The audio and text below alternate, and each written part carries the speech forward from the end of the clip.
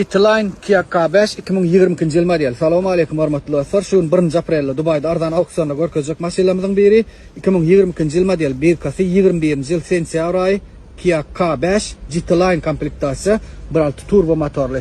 Mashinaning chep tarafı görürsünüz yani degim yo'q do'stlar. Chep taraf izam qo'y.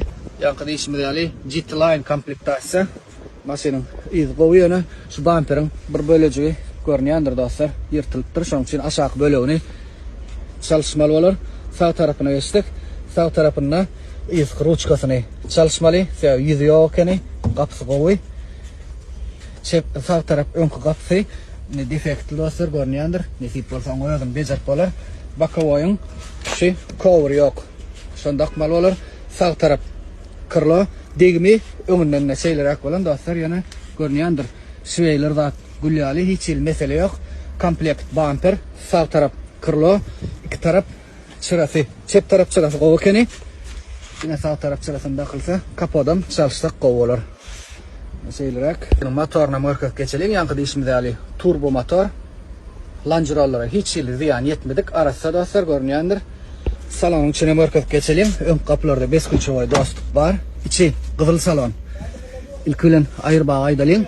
Sağ taraf Zanivesk ayırbaq, sağ taraf ikisi de ayırbaq atan, rol ayırbaq, diz ayırbaq atan. Yankı ismi de kızıl salon, monitor, ulu monitor, çıkıp duran monitorli, start stop gerekli fonksiyon. Ehlisi yerleştirilen dostlar. Bezprovodnoy zaryat verili yani çelba. Sidenyalar GT-Line yazgılı. Görüşünüz yani kızıl deşik koza. Yan bellak geçtik. Panorama krişi. Kandegi mağdayın şu yerden görüp barlap bilersiniz. 21 yıl sentyabr ayı. Eski salonuna mörkök geçelim dostlar. Şeyler. Primerine auksiondan $9,000-$9,500 aralıkta alıp olur deyip fikirleniyoruz. Qalınam auksion görmeli dostlar. Gerekliyseniz kızıklansanız arkayın profillak nomerlar bilen havarlaşıp bilersiniz. Yatıp geçelim. 2022 yıl model 1-21 yıl sentyabr ayı. Full panorama GT-Line 1.6 turbo motorlu Kia K5 maşin. Şun ardan auksiondan.